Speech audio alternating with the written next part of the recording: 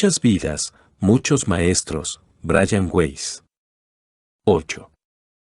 Pasaron 3 semanas antes de nuestra siguiente sesión. En mis vacaciones, tendido en una playa tropical, tuve el tiempo y la distancia necesarios para reflexionar sobre lo que había ocurrido con Catherine, regresión hipnótica a vidas pasadas, con observaciones detalladas y explicaciones de objetos, procesos y hechos de los que ella no tenía conocimiento en su vida normal y consciente. Mejoría de sus síntomas mediante las regresiones, una mejoría que la psicoterapia corriente no había alcanzado, siquiera remotamente, en los primeros 18 meses de tratamiento, revelaciones escalofriantemente precisas del estado espiritual posterior a la muerte, en las que transmitía conocimientos a los que ella no tenía acceso, poesía espiritual y lecciones sobre las dimensiones posteriores a la muerte, sobre la vida y la muerte, el nacimiento y el renacimiento, dadas por espíritus maestros, que hablaban con una sabiduría y un estilo muy superiores a la capacidad de Catherine. Había mucho que analizar, en efecto. En el curso de los años yo había tratado a muchos cientos, tal vez a millares de pacientes psiquiátricos que reflejaban todo el espectro de los trastornos emocionales. Había dirigido unidades de pacientes internos en 4 grandes escuelas de medicina. Había pasado años en salas de urgencia psiquiátrica, en clínicas para pacientes externos y en diversos lugares, diagnosticando y tratando a pacientes externos. Lo sabía todo sobre las alucinaciones auditivas y visuales, sobre las engañosas ilusiones de la esquizofrenia. Había tratado a muchos pacientes con síntomas dudosos y trastornos de carácter histérico, incluyendo la escisión o las personalidades múltiples. Había sido profesor en abuso de alcohol y drogas en una institución fundada por el Instituto Nacional de Abuso de Drogas y estaba familiarizado con toda la gama de los efectos de las drogas sobre el cerebro. Catherine no presentaba ninguno de esos síntomas o síndromes. Lo ocurrido no era una manifestación de enfermedad psiquiátrica. Ella no era psicópata, no estaba fuera de contacto con la realidad, ni había sufrido nunca alucinaciones, no oía ni veía cosas que en realidad no existieran, o ilusiones, falsas creencias. No consumía drogas ni tenía rasgos sociopáticos. No tenía una personalidad histérica ni tendencias disociativas.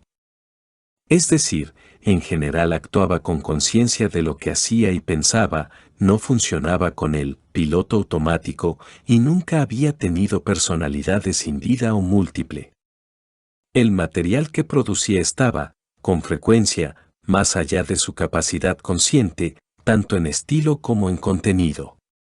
Una parte era especialmente psíquica, como las referencias a sucesos específicos de mi propio pasado, por ejemplo, los conocimientos sobre mi padre y mi hijo, así como del propio.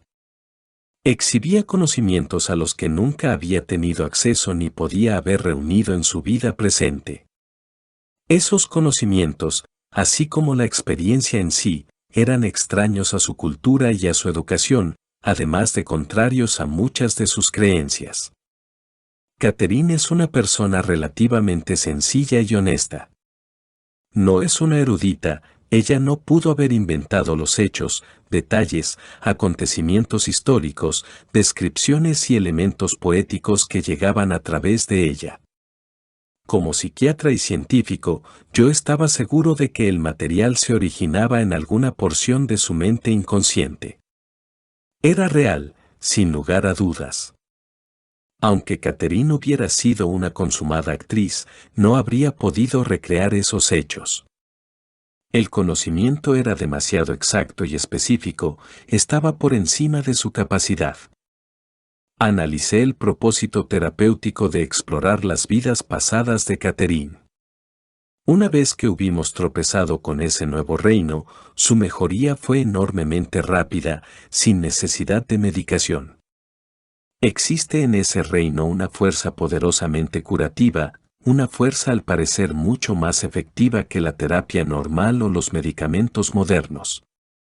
Esa fuerza incluye recordar y volver a vivir, No solo grandes acontecimientos traumáticos, sino también los diarios ultrajes a nuestros cuerpos, mentes y egos. En mis preguntas, mientras investigábamos vidas, yo buscaba los patrones de esos insultos, patrones tales como el abuso emocional o físico crónico, la pobreza y el hambre, la enfermedad y la incapacidad, prejuicios y persecuciones persistentes, fracasos repetidos, etc. También me mantenía alerta a las tragedias más penetrantes, como una traumática experiencia de muerte, violaciones, catástrofes masivas y cualquier otro suceso horripilante que pudiera haber dejado una huella permanente. La técnica era similar a la de repasar una infancia en la terapia común, excepto que el marco cronológico era de varios milenios, en vez de reducirse a los 10 o 15 años habituales. Por lo tanto, mis preguntas eran más directas y más intencionadas que en una terapia común.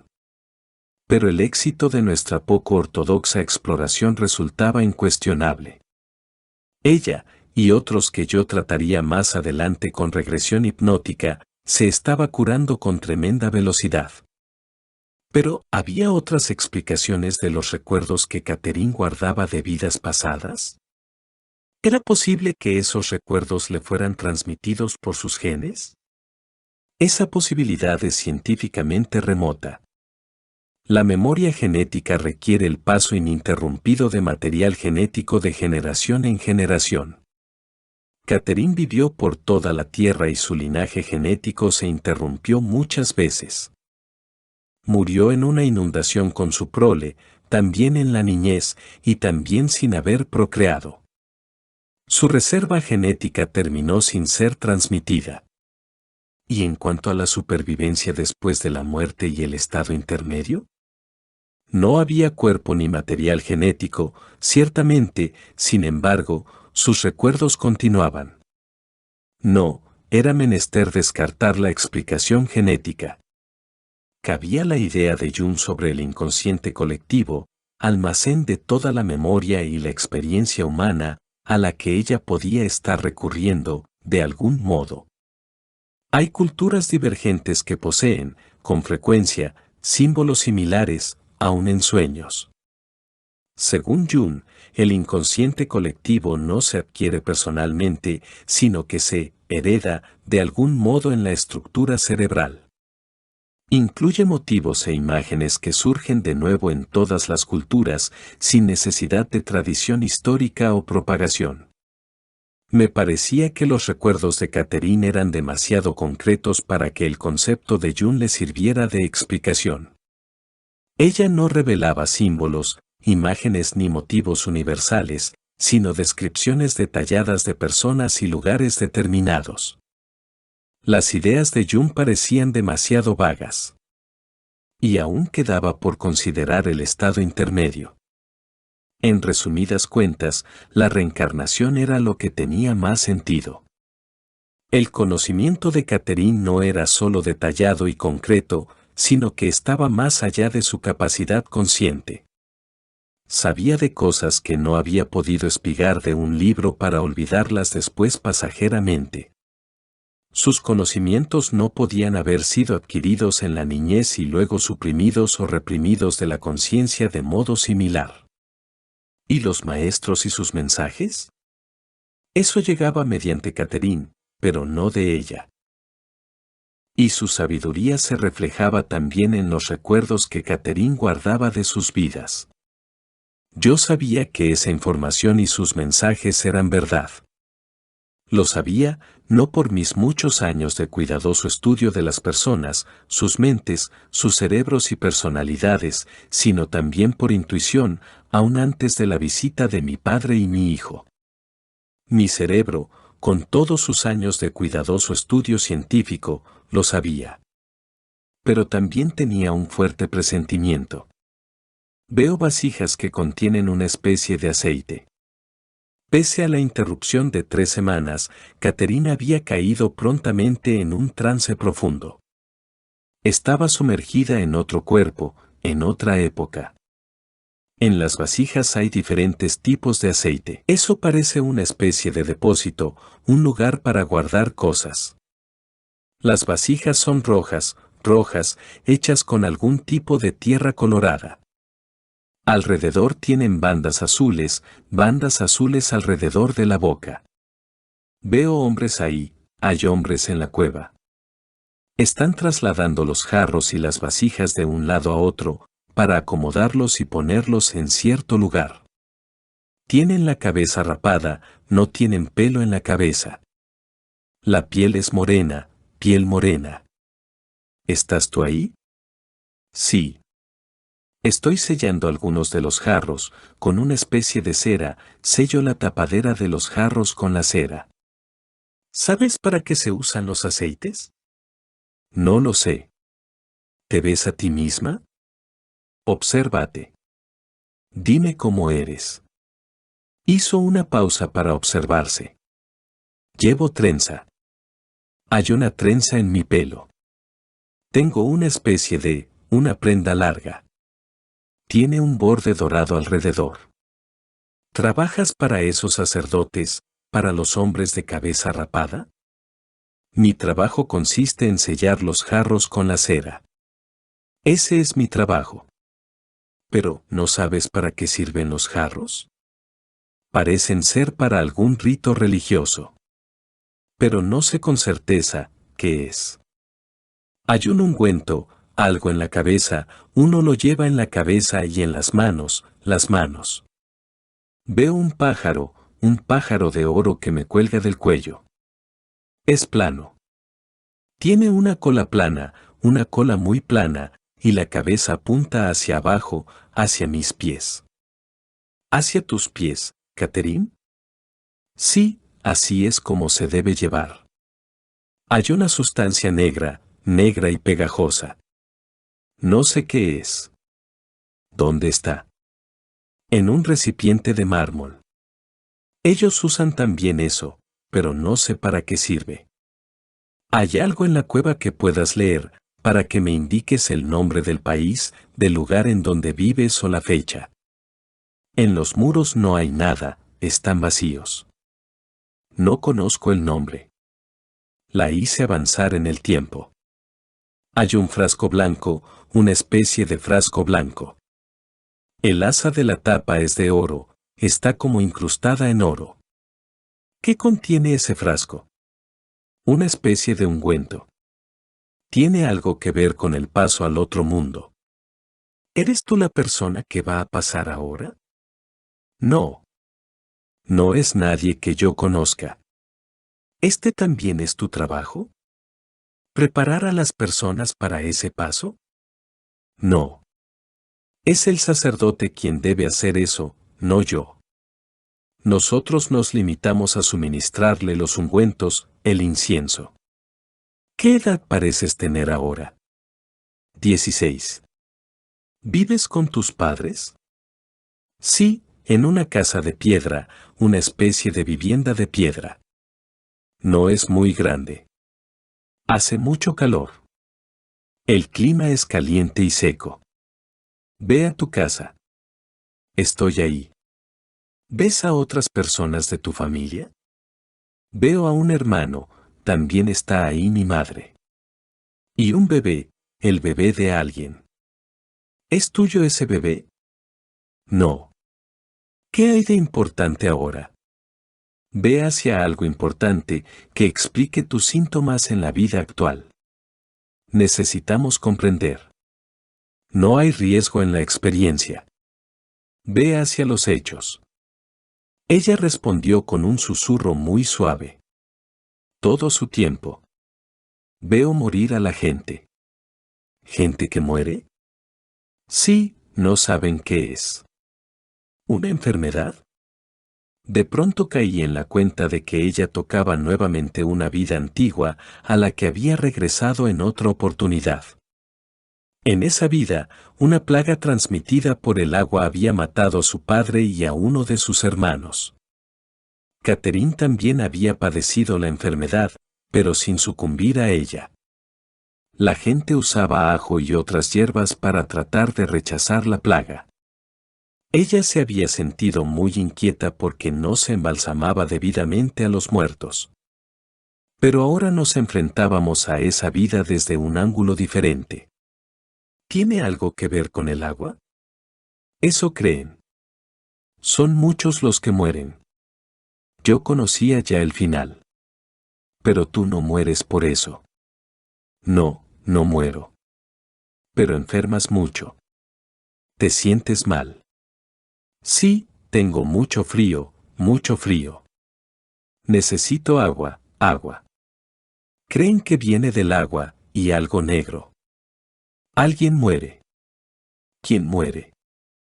Muere mi padre, y también un hermano.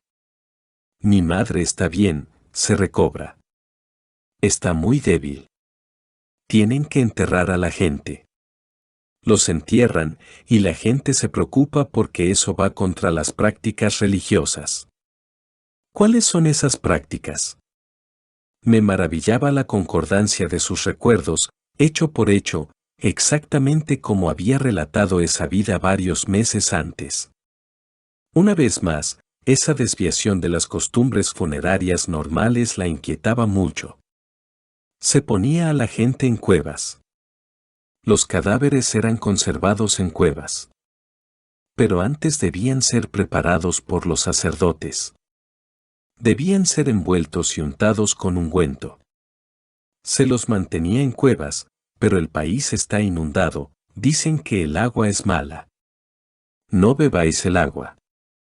¿Hay algún tratamiento? ¿Dio resultado algo? Se nos dieron hierbas, hierbas diferentes. Los olores, las hierbas sí. Percibo el olor. Lo huelo. ¿Reconoces el olor? Es blanco. Lo cuelgan del techo. ¿Es como ajo? Está colgado alrededor. Las propiedades son similares, sí. Sus propiedades, se pone en la boca, en las orejas, en la nariz. El olor es fuerte.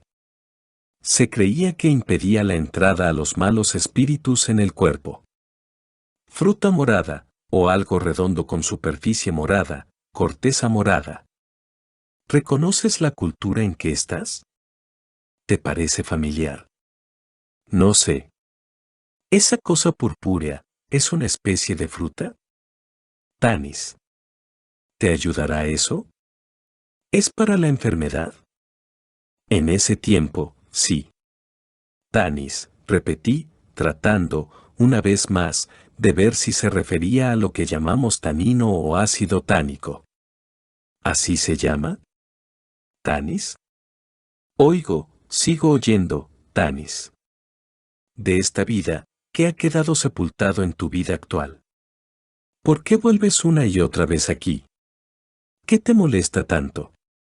La religión, susurró Catherine, de inmediato, la religión de esa época.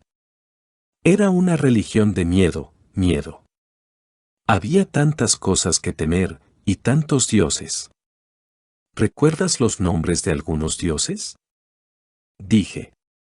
Veo ojos. Veo una cosa negra, una especie de, parece un chacal. Está en una estatua. Es una especie de guardián. Veo una mujer, una diosa, con una especie de toca. ¿Sabes el nombre de la diosa? Osiris. Cirus, algo así. Veo un ojo, solo un ojo con una cadena. Es de oro. ¿Un ojo? Sí, ¿quién es Hasser? ¿Qué? Hasser. ¿Quién es?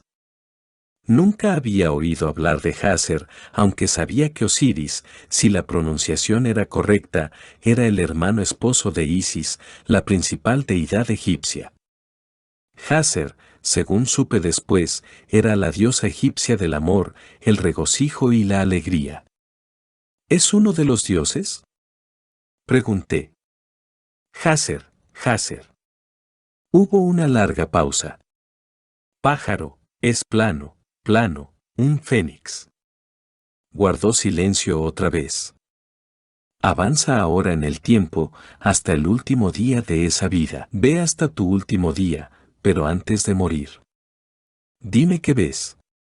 respondió con un susurro muy suave. Veo edificios y gentes. Veo sandalias, sandalias. Hay un paño rústico, una especie de paño rústico. ¿Qué ocurre? Ve ahora al momento de tu muerte. ¿Qué te ocurre? Tú puedes verlo. No veo, no me veo más. ¿Dónde estás? ¿Qué ves? Nada, solo oscuridad, veo una luz cálida. Ya había muerto, había pasado al estado espiritual. Al parecer, no necesitaba experimentar otra vez su muerte real. ¿Puedes acercarte a la luz? Pregunté. Allá voy. Descansaba apaciblemente, esperando otra vez. ¿Puedes mirar ahora hacia atrás, hacia las lecciones de esa vida? ¿Tienes ya conciencia de ellas? No, susurró. Continuaba esperando. De pronto se mostró alerta, aunque sus ojos permanecían cerrados, como ocurría siempre que estaba en trances hipnóticos. Movía la cabeza de un lado a otro. ¿Qué ves ahora? ¿Qué está pasando? Su voz era más potente. Siento, alguien me habla. ¿Qué te dicen? Hablan de la paciencia. Uno debe tener paciencia. Sí, continúa. La respuesta provino inmediatamente del maestro poeta. Paciencia y tiempo, todo llega a su debido tiempo. No se puede apresurar una vida, no se puede resolver según un plan, como tanta gente quiere. Debemos aceptar lo que nos sobreviene en un momento dado y no pedir más. Pero la vida es infinita, jamás morimos, jamás nacimos, en realidad. Solo pasamos por diferentes fases. No hay final. Los humanos tienen muchas dimensiones. Pero el tiempo no es como lo vemos, sino lecciones que hay que aprender. Hubo una larga pausa. El maestro poeta continuó. Todo te será aclarado a su debido tiempo. Pero necesitas una oportunidad para digerir el conocimiento que ya te hemos dado. Catherine guardó silencio. ¿Hay algo más que yo deba saber? Se han ido, me susurró. Ya no oigo a nadie. La próxima parte. Muchas vidas, muchos maestros, Brian Weiss. 9. Audio Gala YT. Suscríbete al canal, dale like y comenta. Muchas gracias.